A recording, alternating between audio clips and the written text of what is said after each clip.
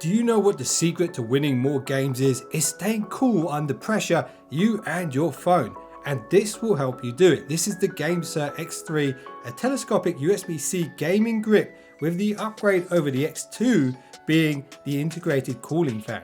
And of course, some eye-catching and performance-enhancing RGB. And there's a good amount of depth on the grips this time, making it feel substantial and incredibly comfortable to hold. They're not rubberized. The grips are in fact a textured polymer, which is a really cool word for plastic. Something that's really nice about the GameSir X3 is the options that GameSir give you. There's a ton of modifications that you can make to this pad. Straight out of the case, it's very much in a Nintendo Switch layout, but with asymmetric joysticks, more like an Xbox controller. And the cool thing about the sticks is you can actually change the height of them because it comes with magnetic interchangeable sticks in the case. And the ABXY buttons are also magnetically attached and can be popped out and rearranged to Xbox layout, for example, or any other setup that you like. GameSir also provide different D-pad options and separate attachable concave and convex thumb rests if you don't like the finish on the standard sticks. And the GameSir X3, like the original X2, is a USB-C gaming grip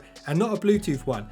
And the upside to the physical USB-C connection is that it eliminates lag entirely when it comes to input response times. And there's quite a bit of movement here on the USB-C connector, so regular form factor phones will fit nicely.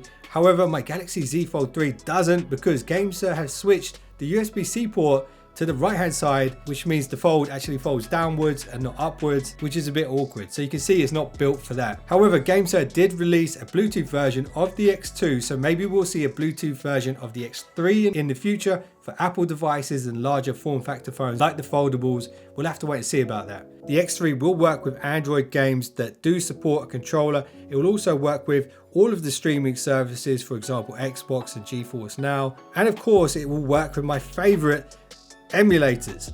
And if you're wondering what the hell is an emulator, make sure you stick around to the end of this video and I'll show you how to turn your phone into maybe one of the greatest gaming handheld devices known to man, and it won't cost you a penny. So the layout on the GameSir X3 is very much in line with modern day controllers. We do have the home and screenshot buttons just like a Switch, but we also have two more smaller inputs at the top, a G and an S button, and these can be mapped to do various things in different games and apps. And check this out, all of the switches on the controller are really nice. So the ABXY and the trigger buttons use KLH switches, which have a lifespan of over 3 million clicks. So that should be enough for most people. And on that note, a little click on the subscribe button would make my day. Anyway, the inputs work just like mouse clicks, meaning all of the buttons and even the triggers are switches and they're not linear, meaning they won't register anything other than on or off. There's nothing in between. So this pad isn't suited for games that do require pressure sensitivity, for example, Forza Motorsports.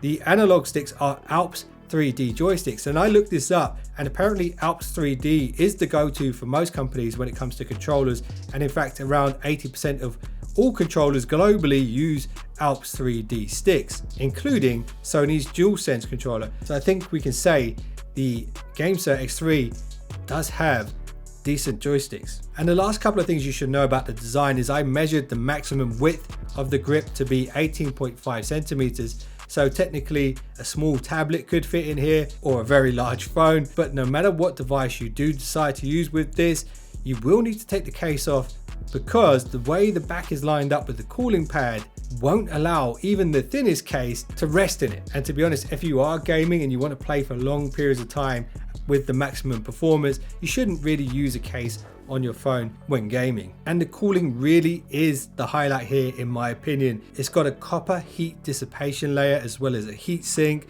It's also got that 7-blade fan system, and GameSir say it can reduce the temperature down by 24 degrees Celsius. Most devices when pushed reach between 40 and 50 Celsius at the maximum, so the fact that it can halve that is pretty cool. And the cooling area covers 4 centimeters squared on this rubber cooling mat, and actually to touch this when it's plugged in, it's really cool. You could probably even rest a drink on there and it will keep your drink icy cold. And you might be wondering, why are there two USB-C inputs? Well, the center one is for the fan and the RGB, and this will only work when it's plugged in. And the other one is for power delivery pass-through, so you can charge and play at the same time. The pass-through charging is device dependent, but all of the devices I've tested on it seem to work fine, but you might want to look into that if that's an important feature for you and your phone. Now, there is no onboard battery on the GameSir X3. Instead, it actually draws a very low voltage from your device for the button inputs and the little LED indicators.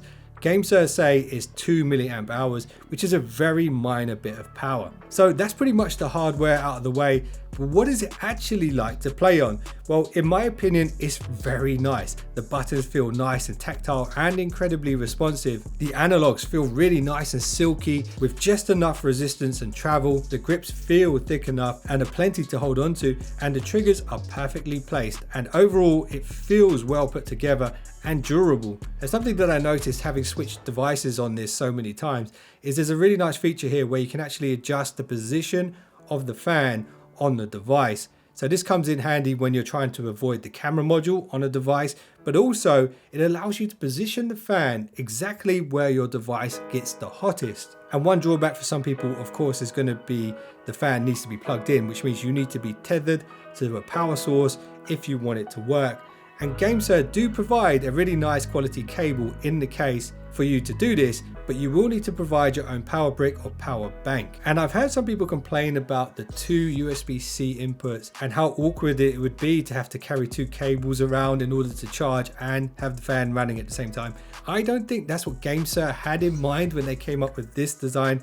I think the idea is that you could switch from the fan power input to the charging power input when your device starts to get low, and then you can switch it back once it's topped up, so you can continue to play. I have to admit, it would be a bit strange to have 2 cables plugged in at the same time, but it is an option. There's nothing stopping you doing it if you want to. So another nice touch when it comes to using the GameSir X3 is on unsupported games like, for example, Genshin Impact that don't allow for controllers, you can use GameSir's own app to set up the controls yourself manually, or you can be really lazy like me and just load up somebody else's settings, because there is a community that use the app and actually upload their settings so that other people can use them. And to be honest with you, it's a lot easier than actually mapping all the buttons yourself using another third-party app. I think it's great that GameSir actually provide that, and it does work really well.